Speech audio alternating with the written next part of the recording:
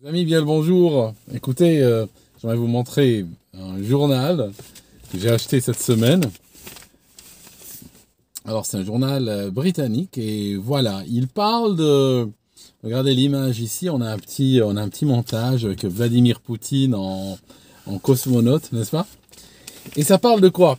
Ça parle qu'il y a des responsables russes, en fait, qui ont déclaré que, après avoir posé des questions, fait des recherches, tout ça, eh bien, ils sont arrivés à la même conclusion que moi dans les dernières vidéos. C'est qu'ils n'ont pas pu trouver de preuves tangibles que les Américains ont été sur la Lune. Alors, regardez la réponse, hein, les réponses. Bon, les Britanniques, vous savez, aiment bien répondre pour les Américains. On est un petit peu leur caniche. Alors bon, quand quelqu'un aboie contre les Américains, c'est nous qui répondons. Alors, regardez, je vous montre un truc. Le titre, là, page 9. Alors Vlad, c'est Vladimir, n'est-ce pas? Donc Vlad, tu vois, un diminutif comme ça, c'est une manière de dire, hein, d'accord? Rabaisser un petit peu. Lunartique, c'est un lunatique, n'est-ce pas? Mais ils mettent lunatique, alors ils créent des mots comme ça, hein. Ils créent des mots, hein, n'est-ce pas? C'est un lunatique, mais bon, ils écrivent lunartique. Et puis, voilà, tu as la nouvelle ici, les atterrissages sur la Lune n'ont jamais eu lieu. Alors en fait, pour ceux qui disaient qu'est-ce qui se passe, pourquoi la Russie n'avait pas, si les Américains n'avaient pas été sur la Lune, le premier pays à avoir protesté aurait été l'URSS, la Russie. Mais là, voyez-vous, ils ont protesté, ils disent quelque chose, parce que c'est des questions sérieuses qui ont été soulevées en réalité. Les gens qui parlent, c'est pas une discussion de bistrot. C'est des gens très sérieux qui travaillent dans l'administration spatiale russe qui, in fine, ont posé des questions. Et voici la réponse. D'accord? Donc voilà ce qu'on a. On a des gens qui prétendent avoir été sur la Lune. Et quand on leur pose des questions sérieuses, ils répondent comment? Ils répondent avec de la satire et avec des insultes. Donc oui, ben voilà. On est prêt à les croire. Mais moi, en vérité, vous savez, moi, la Lune, je m'en fiche. C'était pas pour ça que j'étais venu à la base. I'd go to the moon in a nanosecond. The problem is we don't have the technology to do that anymore. We used to, but we destroyed that technology and it's a painful process to build it back again. Parce que moi, je me disais, c'est un temps sérieux que nous vivons. J'aimerais bien vous parler de ce que l'OMS est en train de programmer. J'aimerais bien vous dire ce qu'on est en train de faire aux écoles, dans les écoles, aux enfants. D'accord? Qu'on est en train de pousser vers la stérilité, avec toujours, comme d'hab, la complicité de Big Pharma, parce que y a un truc très important, l'idéologie, ça se monétise. Tu ne peux pas avoir une idéologie si tu n'as pas une monétisation derrière. Tu as tout le temps les forces de l'argent, et derrière avance, ou en éclaireur plutôt, avancent les forces idéologiques. Je vais te dire un truc, chaque fois qu'il y a quelque part dans le monde une banque, un fonds d'investissement, des gens qui veulent se faire du fric, qu'est-ce qu'on va te livrer à toi? On va te livrer l'idéologie. On va te dire, voilà, c'est bien. Et on va expliquer ça à tes enfants. À l'école, ils viendront te le raconter à la maison. Un classique. Toujours la même chose. Je vais te donner un exemple. Comme par exemple, aujourd'hui, on est en train de pousser plein d'enfants vers des sexualités non reproductives, et en particulier très souvent avec des choix qui sont mis dans leur tête, qui vont fondamentalement, pour les pousser vers la non-reproduction. Ça, il faut le voir à plusieurs niveaux. C'est quelque chose qui exige la complicité de beaucoup de monde, mais chacun en profite à son niveau. Par exemple, Big Pharma, ça les intéresse parce qu'une personne qui va se retrouver médicalisée, tu prends une famille, par exemple, tu as 2 filles, 2 garçons, tu transformes les filles en garçons et les garçons en filles, tu vas finir avec 4 personnes médicalisées à vie. Donc là, Big Pharma va en profiter. D'accord? Ça rapporte beaucoup plus que de vendre de l'aspirine à 50 centimes dans le supermarché. Mais, il y a aussi d'autres niveaux de voir. Pourquoi il y a un autre niveau? Il y a un autre niveau parce que quand tu regardes bien, tu vas voir qu'on est en train de pousser vers les sexualités non reproductives ceux qui consomment ou qui dépensent ou qui produisent le plus de carbone.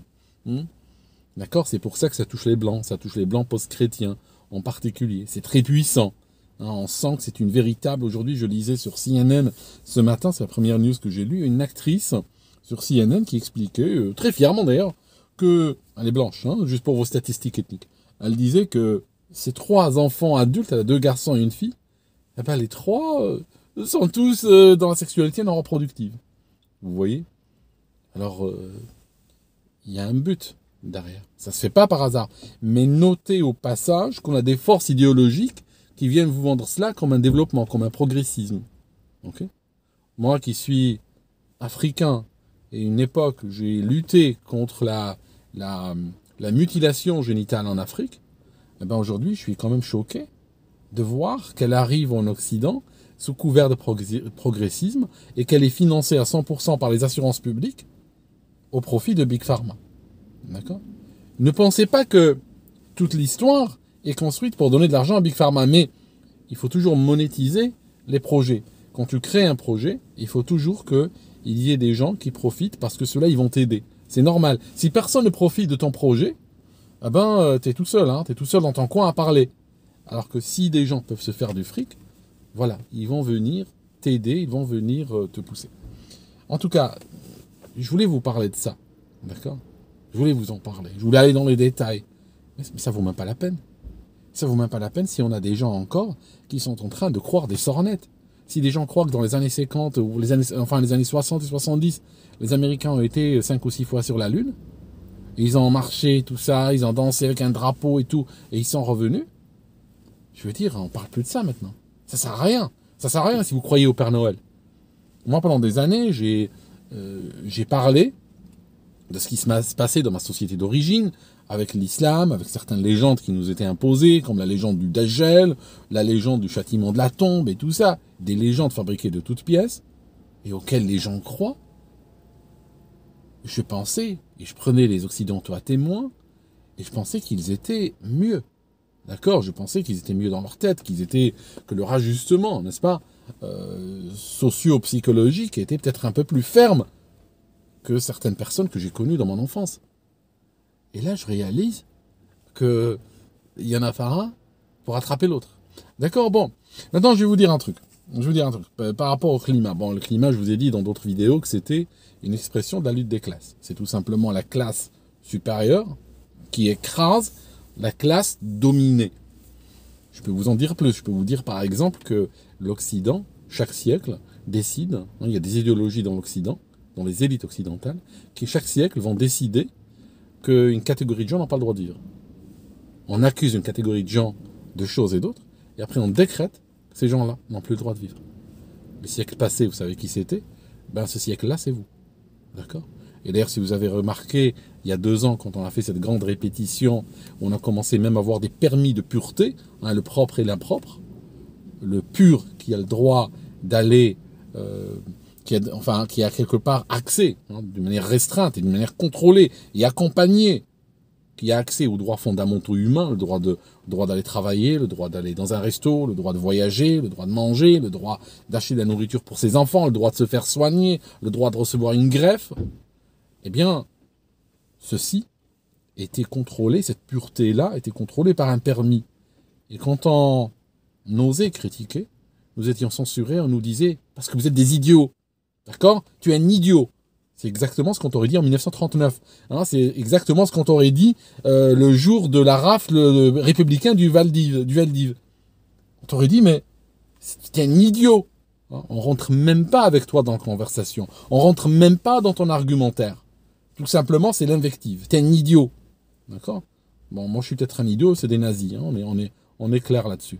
Et cette idéologie n'est pas partie de l'Occident. Cette idéologie, elle est consubstantielle aux élites occidentales. D'accord ? Et chaque siècle, ils vont décider qu'une partie des gens sont des nuisibles, n'ont pas le droit d'exister, et qu'eux, ils vont leur régler leur compte. Ce siècle-là, c'est toi. C'est ton tour qui est arrivé. Alors, je vais te dire un truc. Là, je suis en train de parler de choses compliquées. Là, on est en train d'arriver doucement aux 5 étoiles. D'accord ? Maintenant, le problème, c'est qu'on ne pourra pas arriver aux 5 étoiles si il y a encore des gars, si on a encore des gars qui sont coincés dans des sornettes de Walt Disney des années 60 et 70. Puis, il faut être clair là-dessus. D'accord ? Moi, je m'en fiche, je n'ai pas à te démonter pourquoi ils n'ont pas été sur la Lune. Je m'en fous, je n'ai pas à te le démonter. Pour moi, c'est un P ce qu'a fait la NASA. C'est pas parce que la NASA ment que moi je vais passer des nuits blanches, que moi je vais passer des jours, je vais dépenser de l'argent, je vais dépenser du temps à démonter leurs mensonges. Ma vie entière ne suffirait pas à démonter tous les mensonges de l'establishment américain. Et tu le sais. D'accord? Je m'en fiche comment ils ont menti. Je peux rentrer dans les détails techniques. Mais peut-être j'ai même pas envie. Ils ont menti. Ça, c'est le premier truc. D'accord? Ça, c'est ce qui est établi. On commence par ça. Ça, c'est la conclusion. Ils ont menti. À partir de là, la question, c'est comment ils l'ont fait. C'est tout. Le reste, on s'en fiche. Je vais dire un truc. Juste par rapport aux histoires du climat, machin. On a des... Si tu regardes les news récentes, tu vas voir que en France, ils ont dit que dans les entreprises, on arrête de fournir de l'eau chaude aux employés. Ça veut dire que dans les entreprises, aujourd'hui, tu ouvriras le robinet, tu auras de l'eau froide. Ça, dans les entreprises. Après, ça viendra dans les écoles, dans les hôpitaux. Puis un jour, ça viendra chez toi. On te dira, l'eau chaude, c'est fini, ça. Tu reviendras au Moyen-Âge. Pourquoi tu as de l'eau chaude? Pourquoi tu as besoin? Pourquoi le gueux a besoin de l'eau chaude? Tu n'utilises pas de l'eau chaude. Prends pas de douche. Te lave pas. Ne mange pas. Ou des insectes. Tu es en train de voir vers où on te pousse. Pourtant, récemment, Ferrari vient d'annoncer de très bons résultats. En fait, toutes les marques de luxe sont en train d'annoncer de très bons résultats. Tu es en train de voir que il y a aujourd'hui une sorte de ségrégation qui est en train de se faire. La classe supérieure est en train activement de s'arranger pour que la classe dominée n'ait même plus accès au moindre confort de base, au moindre petit plaisir de la vie quotidienne, au moindre... je suis même plus dans le plaisir de la vie quotidienne. Je te parle même pas qu'ils veulent t'enlever le croissant, ou ils veulent t'enlever la madeleine. Ils veulent t'enlever le pain, ils veulent t'enlever l'eau, ils veulent t'enlever la chaleur. Je parle de choses vraiment fondamentales qu'ils veulent t'enlever. Et ils travaillent activement à le faire. D'accord? Alors, vous savez, je vais vous dire un truc, des fois je suis cynique. Ce matin, je disais à un ami sur WhatsApp, je lui laissais un message, en lui disant, tu sais quoi, je vais arrêter de critiquer le climat. Je vais peut-être créer une entreprise qui travaillera dans le climat, qui mènera des réflexions pour trouver la relation entre le climat, l'homophobie et le rejet des migrants. Toute cette réflexion sera menée dans un contexte de voir comment le privilège blanc est associé au climat, n'est-ce pas? Alors, je veux mener cette réflexion personnellement et je pense qu'il y a énormément de budget, il y a énormément de fonds, des fonds européens, des fonds étatiques, des fonds onusiens, n'est-ce pas? Ne me prenez pas l'idée, s'il vous plaît. Ne volez pas mon idée, parce que c'est une idée qui vaut des millions, celle-là, c'est ce que je viens de vous dire. Donc, je veux mener cette réflexion. Pour bien la mener, j'ai besoin de prendre un jet privé, d'aller sur une île paradisiaque, prendre ma famille, faire la fête et réfléchir, mener cette réflexion sur quelle est la prochaine privation. Comment on peut priver les gens de l'essentiel? Comment on peut leur faire honte d'exister? Alors au départ, on te fait honte. 19% des Français ont honte de prendre l'avion. Aujourd'hui, c'est 19. Demain, ce sera 25, 30, 40, 50. Le riche, lui, le milliardaire, lui, il n'a pas honte de prendre le jet privé. C'est pour ça qu'il est milliardaire. Il n'a pas honte de faire transporter un cadeau d'anniversaire, un sac, un téléphone portable oublié, des skis, par jet privé. Lui, il n'a pas honte. Il n'a pas honte d'exister. D'accord? Mais la classe dominée, elle doit avoir honte d'exister. Alors au départ, c'est clair, c'est juste avoir honte de prendre une douche, avoir honte de manger un steak, avoir honte de prendre l'avion. Puis un jour, ce sera avoir honte de respirer. Et un jour, peut-être, quand ils viendront te rafler, tu le vivras comme un soulagement. Tu sentiras que, c'est bien, ils t'ont rendu service. Tu sentiras que c'est un poids qui a été enlevé de tes épaules. Parce que tellement ils t'ont écrasé sous le poids des mensonges. Tu vois. C'est ça. Moi, j'aimerais bien te parler de tout ça. Tu comprends? Moi, j'aimerais bien te parler de tout ça. Tout le plan qui est en train d'être ourdi contre toi. Ce n'est pas par hasard, tout ça. Okay. Mais je peux pas t'en parler. Je peux pas. Malheureusement, non. Non. Les gens sont au niveau Walt Disney encore. Les gens sont au niveau Walt Disney. Ok, donc, bon, je vais me taire, c'est tout. Voilà. Tout va bien, mes amis. Hein. Tout va bien. Tout va bien. Vous voyez hein, que les choses vont très bien. Voilà, je vous laisse. Je vous laisse et je reviens dans une autre vidéo. Vaut mieux, je pense. Vaut mieux.